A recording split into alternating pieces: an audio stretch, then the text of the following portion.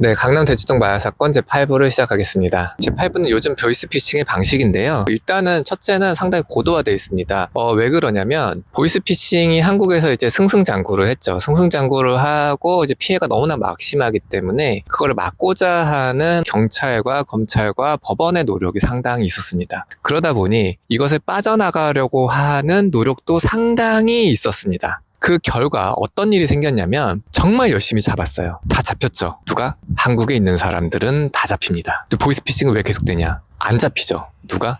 중국에 있는 사람들은 안 잡힙니다. 그래서 실제로 보이스피싱 사건을 하게 되면 이 사건 같은 경우에는 중국에 있는 그 조직들이 특정이 됐지만 중국에 있는 조직이 특정이 되질 않습니다. 많은 경우에는 보이스피싱 관련자들을 이제 입건을 하더라도 정보가 더 있더라도 더 이상 수사를 안 하는 경우가 많습니다. 즉, 그 깃털만 잡고 몸통은 수사 안 하는 경우가 많아요. 왜 수사를 안 하냐? 어차피 못 잡을 거 아니까. 그거를 다 일일이 수사하기에는 또 수사력도 부족해요. 그러니까 깃털을 잡으면 이제 깃털을 이제 마구 파쇄하는 거죠. 막 깃털을 조지는 거죠. 그러면은 사람들이 무서워서 안 할 것이다. 이제 이렇게 생각을 하는 거죠. 그게 뭐 어느 정도 효과를 봤는데, 이제 그러다 보니까 그것마저도 고도화됩니다. 이제 깃털을 어떻게 챙길 거냐. 이것마저도 고도화되고 있어요. 어떻게 고도화되냐면, 옛날에는 깃털들한테 충분한 돈을 지급하고요. 그리고 깃털들이 몸통에 하는 일이 뭔지를 좀 알고요. 그러고 이제 가담을 하고, 그러고 나서 구속이 되죠. 근데 요즘은 어떡하냐면 깃털들이 이 보이스피싱인 걸 잘 모르게 합니다. 그렇게 해서 알바로 고용을 하는 거예요. 알바로 고용을 한 다음에 돈도 많이 안 줘요. 적당히 조금만 많이 줍니다. 네. 왜냐면 아주 많이 주면 의심하기 때문에 조금만 많이 줘요. 그럼 조금만 많이 주면은 사람들이 야, 이 알바 나 돈 많이 주니까 좀 해봐야지 하거든요. 근데 그게 여러분이 보이스피싱 범죄를 의심할 만큼의 돈이 아니에요. 그냥 약간 많은 정도예요. 그 약간 많은 정도는 사실 받을 수 있잖아요.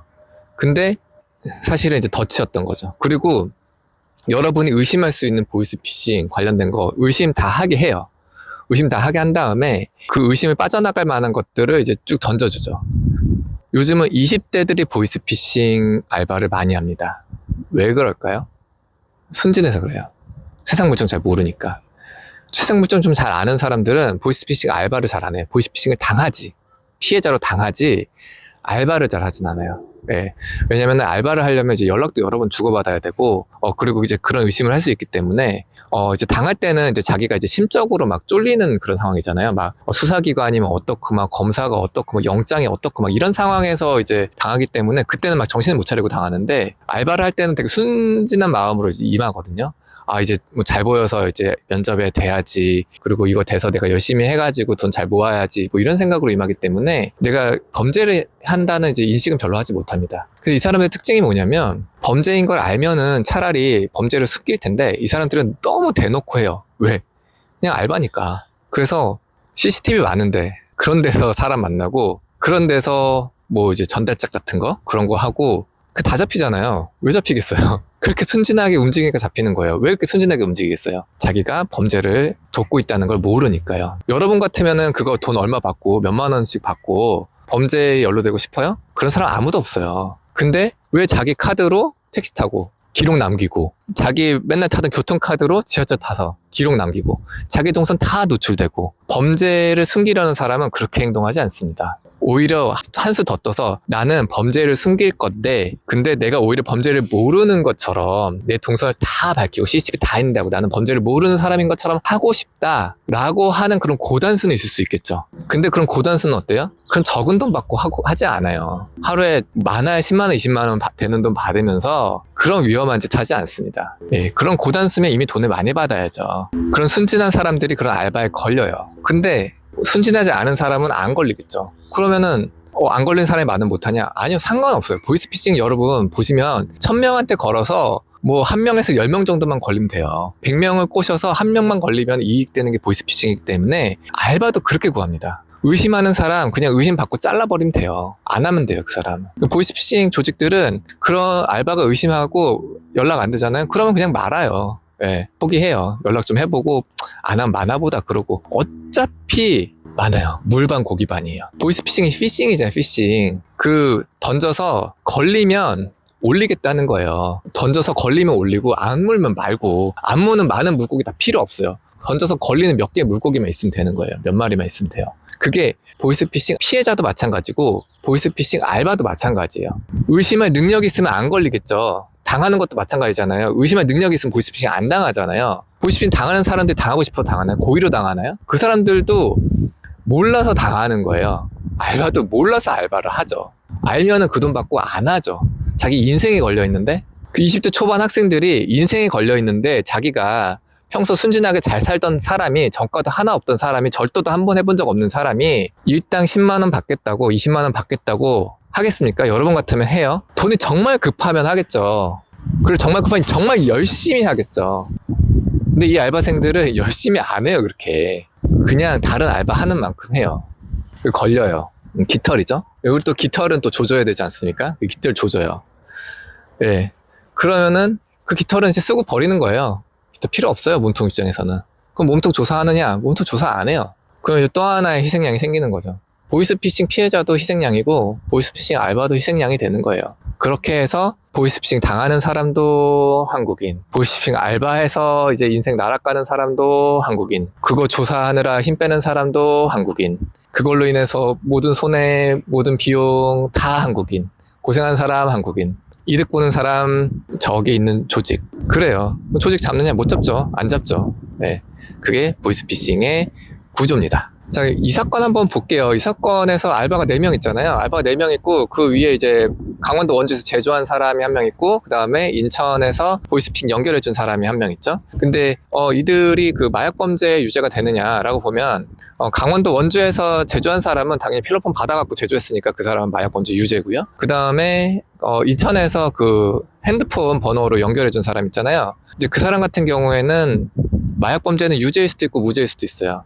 왜냐면 보이스피싱 범죄라고만 알고 했다면 마약범죄는 고의가 없잖아요. 그렇기 때문에 이 사람이 마약범죄라는 것을 어떤 알았을 단서가 있어야 정황적으로 판단한다 그랬죠. 그 사람 내심의 의사는 중요하지 않고, 이 사람이 몰랐어도 정황적으로 알 만한 건덕지가 있었는데 이 사람이 무시했거나, 이 사람이 무지했거나, 이 사람이 그만큼 똑똑하지 않았거나, 이 사람이 그만큼 영리하지 않았어서 몰랐어도 이론적으로는 무죄지만 정황적으로는 유죄여서 유죄예요. 실무적으로는. 그래서 이 사람은 그런 정황이 있었느냐에 따라서 마약범죄 유무죄가 갈라질 거예요. 그러면 나머지 그 4명, 강남에서 나눠준 4명이죠. 2인 1조로 움직였다고 해요. 그리고 1명이 돈을 받아서 나눠주는 형태였고요. 이 사람들은 어떠냐, 이제 첫 번째 그 40대 여성 같은 경우에는 유죄의 가능성이 좀 크죠. 왜냐하면 대포폰을 사용했고, 또 하나는 그 텔레그램을 사용했죠. 근데 이제 40대 여성이기 때문에 이 사람이 전과가 없고 뭐 그냥 전업주부만 했다 이러면은 좀 이게 다른데, 예, 어느 정도 사회 경험을 한 사람이 그 정도까지 모른다 하는 거는 이제 좀 쉽지가 않죠. 그 항변을 하기가. 그래서 아까 얘기했듯이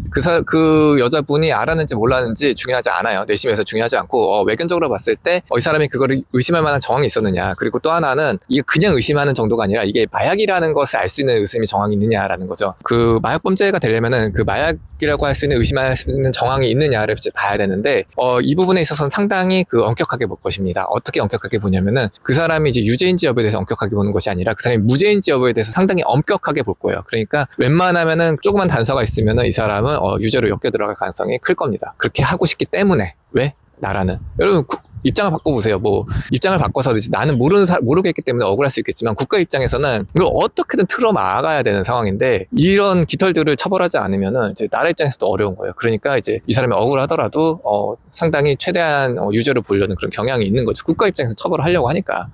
이제 그쪽으로 좀 많이 치우쳐서 이제 갈 가능성이 있고, 또 하나는 이제 마약범죄는 아니더라도 다른 범죄라도 최소한 그 고의 가능성이 있다라면은 좀 그쪽으로 이제 혐의를 잡아가야 되겠죠. 그래서 이 40대 여성에 대해서 이제 어떻게 혐의점을 잡을 것인지가 좀 사실 좀 궁금하긴 해요. 예, 그래서 경찰이 입건할 때 어떤 혐의를 입건은 당연히 마약 혐의로 할 건데, 최종적으로 이제 검사 기소할 때 어떤 혐의를 기소를 할 수 있을 것인가는 좀 생각을 해보면 좋을 것 같아요. 나머지 3명은 이제 다 20대인데 20대 남성 여성인데, 누가 봐도 뭐 이제 알바로 모집을 했겠죠. 예, 이 사람들의 그 항변도 자기는 알바인 줄 알고 했다라는 거고, 뭐 당연한 수순입니다. 뭐 그렇게 깊게 조직화된 사람들을 현장에 뿌리지 않아요. 예, 보이스피싱 조직은 이렇게 자기 손 안 더럽히고 못 모르는 사람들 이제 뽑아갖고 하는 거거든요. 결국 이 알바들의 고의를 이제 어떻게 판단할 것이냐가 문제인 거예요. 이제 거기서부터 이제 수사기관의 역량이겠죠. 이 사람들이 과연 좀 알만한 정황이 있었느냐라는 것이고, 그냥 음료를 나눠주고 시연 행사를 한다. 그런데 이 나머지 세 사람은 아마 대포폰이랑 텔레그램으로 연락받지 않은 사람일 걸로 저는 생각이 돼요. 그랬을 때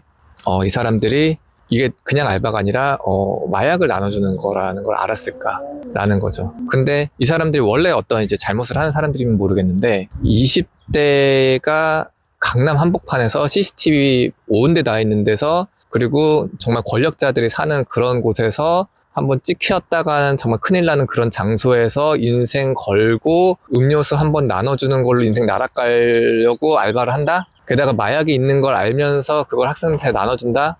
여러분이 얼마 받고 하시겠어요? 최소한 억 단위는 받아야 하시지 않을까요? 억 단위 아니어도 몇 천은 받아야 하시지 않을까요? 네. 그래서 이분들은 모르고 했을 가능성이 큰데, 그렇다고 해서 이제 실제로는 이제 어디까지 알았는지는 모르는 거니까 그거는 이제 수사 결과를 봐야 될 것 같아요. D는 잡힐 거고, E도 최소한 보이스피싱이잖아요. 그러니까 E도 둘 다 처벌받을 거고, F는 처벌받을 가능성이 큰데, 이제 마약에 대한, 그냥 일반 보이스피싱이 아니라 마약 범죄까지에 대한 고의를 입증할 수 있느냐, 이제 이게 수사기관의 이제 과제인 거고, 나머지 3명은 이제 고의 입증이 좀 어려울 것 같지만 그래도 상당히 그 최대한 이제 처벌하는 쪽으로 몰아갈 가능성이 있는 상태에서 얼만큼 그쪽은 방어할 수 있느냐, 이쪽은 이제 얼만큼 몰아갈 수 있느냐, 이제 요게 쟁점이 될 것 같아요. 예. 3명의 입증이 가장 좀 힘들지 않을까. 예. 하고, 그 다음에 그 3명을 입증하기 위해서 이제 전제되는 것이 그 40대 여성에 대한 입증이겠죠. 40대 여성에 대해서 그 마약에 대한 고의를 입증하지 않는 이상은 나머지 3명에 대한 건 입증하기가 아마 어려울 겁니다. 예. 만약에 근데 마약이 입증이 안 되면 이제 보이스피싱 쪽으로 입증을 할 수 있도록 한번 노력을 해보겠죠, 또. 예. 그래서 이제 이 사건 이제 포함한 보이스피싱의 특징은 이렇습니다. 마치겠습니다.